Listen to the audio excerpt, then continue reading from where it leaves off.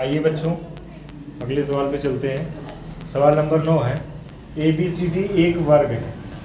बिंदु P Q R S क्रमशः A B B C C D तथा A D के मध्य बिंदु हैं, तो दर्शाइए कि पी क्यू आर एस एक वर्ग है।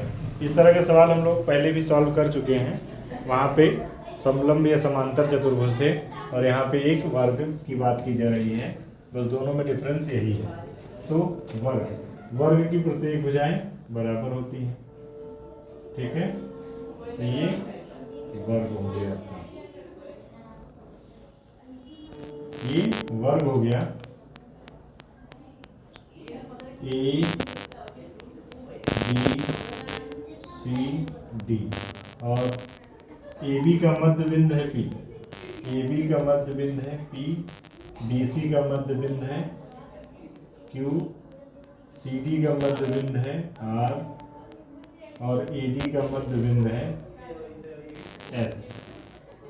तो इस तरह इन मध्य बिंदुओं को मिलाने वाली रेखाएं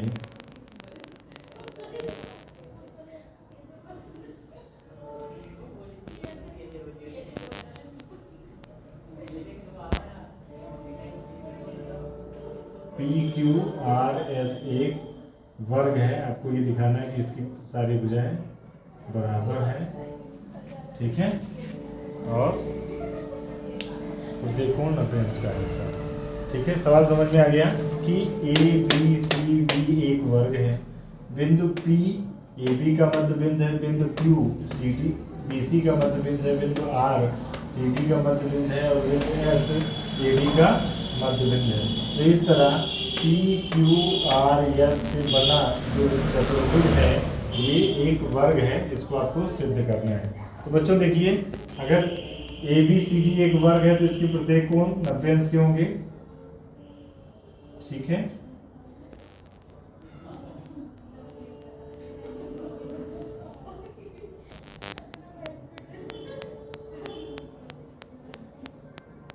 प्रत्येक कोण 90 अंश हो गया।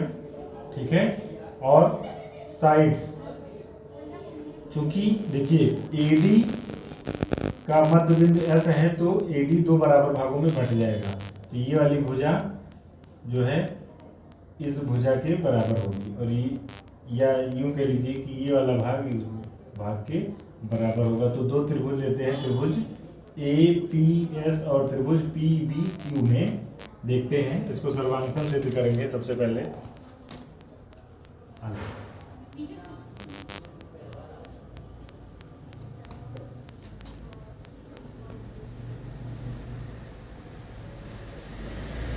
वर्ग ए बी सी डी में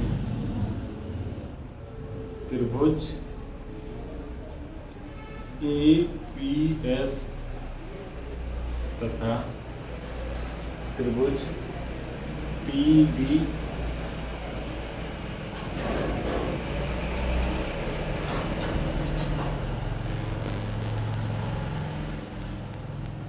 पी बी क्यू में। ठीक है, कोण ए बराबर होगा कोण बी बराबर 90 अंश, क्योंकि वर्ग की प्रत्येक कोण 90 अंश होते हैं। वर्ग ए बी सी डी के प्रत्येक कोण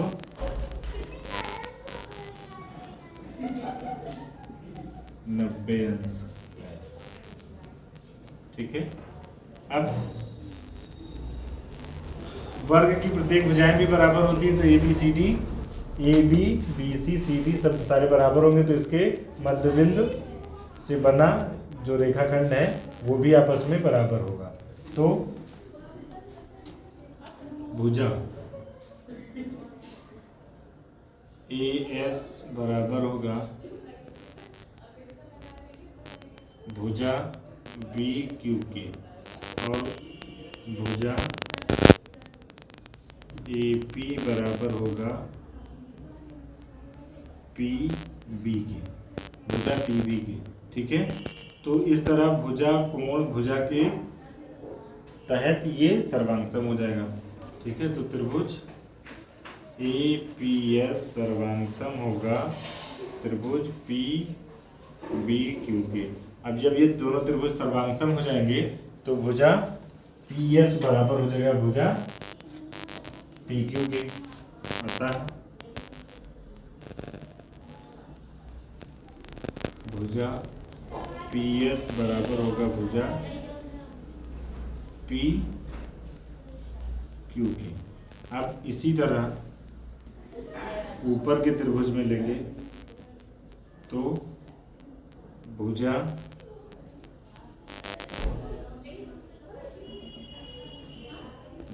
एस आर बराबर होगा भुजा आर क्यू के। तो इसकी देखिए पी क्यू आर एस की भुजाएं बराबर हो गई, एस पी यानी पी एस ये बराबर हो गया पी क्यू के, और एस आर बराबर हो गया आर क्यू के, यानी ये चारों भुजाएं आपस में बराबर हो गई। अब इसके प्रत्येक कोण 90 अंश अगर हो जाए तो ये वर्ग हो जाएगा। तो चलिए देखते हैं। अच्छा बच्चों ये बताइए कि जब ये समकोण त्रिभुज है ए पी एस और इसकी दो भुजाएं आपस में बराबर हैं तो इसके दो कोण भी आपस में बराबर होंगे, यानी ये वाला कोण इस कोण के बराबर होगा। अब कोण ए 90 अंश है तो ये दोनों बराबर हैं, ये दोनों कोण कितने हो जाएंगे 45 अंश के। तो ये कोण कितना हो जाएगा आपका 45 अंश, और इसी तरह ये कोण भी 45 अंश हो जाएगा। ठीक है, तो देखते हैं कोण ए पी एस बराबर कोण हो जाएगा बी पी क्यू के, और ये हो जाएगा 45 अंश, क्योंकि समबाहु त्रिभुज, ये समबाहु है जिसकी दो भुजाएं बराबर होती है इसको समबाहु त्रिभुज कहा जाता है, और समकोण भी है तो समकोण है, और दो ये कोण 90 अंश हो गया और दो कोण बराबर होंगे तो ये 45 अंश का होगा। तो इसी तरह ए पी एस 45 अंश का होगा और इसी तरह बी पी क्यू भी 45 अंश का होगा। अब एक रेखा ए पी बी में देखा जाए तो ये वाला कोण 180 अंश का होगा। ठीक है, यानी कोण ए पी एस प्लस कोण एस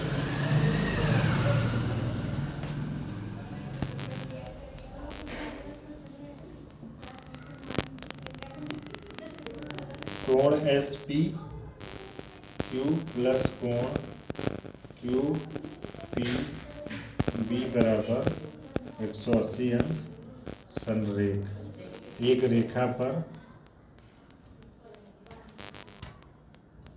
संरेख कोण, एक रेखा पर 180 अंश के कोण बनते हैं। ठीक है, अब संरेख का मतलब होता है एक रेखा पर बने कोण 180 अंश होते हैं। तो ये भी रेखा पर बिंदु P पर 180 अंश का कोण बनेगा, तो इसमें तीन कोण हो गए, एक कोण, दो कोण और ये तीन कोण। ये 45 है, ये 45 है, तो ये कितना हो जाएगा मान रख देंगे। ए पी एस आपका 45 अंश है प्लस एस पी क्यू पता नहीं है, और क्यू पी बी 45 अंश यहाँ से आया है, क्यू पी बी ये भी 45 अंश है बराबर 180 अंश, और 45 90, यानी कोण एस पी क्यू प्लस 90 अंश बराबर 180 अंश। पक्षांतर कर दीजिए तो कोण एस पी क्यू बराबर हो जाएगा 180 अंश माइनस 90 अंश, यानी ये 180 में 90 घटाएंगे तो 90। कोण एस पी क्यू यानी ये कोण आपका कितना हो गया, ये कोण हो गया 90 अंश। तो जब चारों भुजाएं बराबर हैं और एक कोण बराबर है तो इसका मतलब ये चारों कोण भी बराबर हो जाएंगे। इसी तरह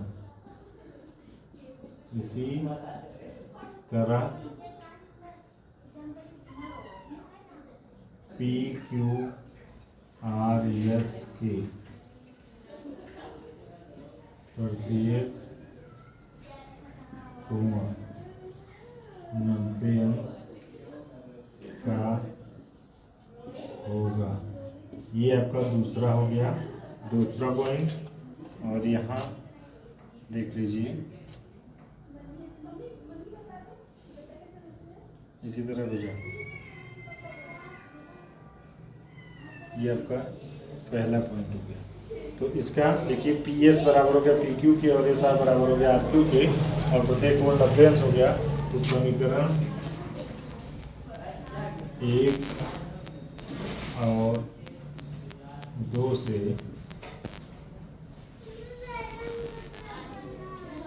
चतुर्भुज पी क्यू आर एस एक वर्ग है जिसकी प्रत्येक भुजाएं बराबर है प्रत्येक कोण मध्यंश का। ये रूल हो गया। ठीक है बच्चों, ये सब स्क्रीनशॉट ले लीजिए।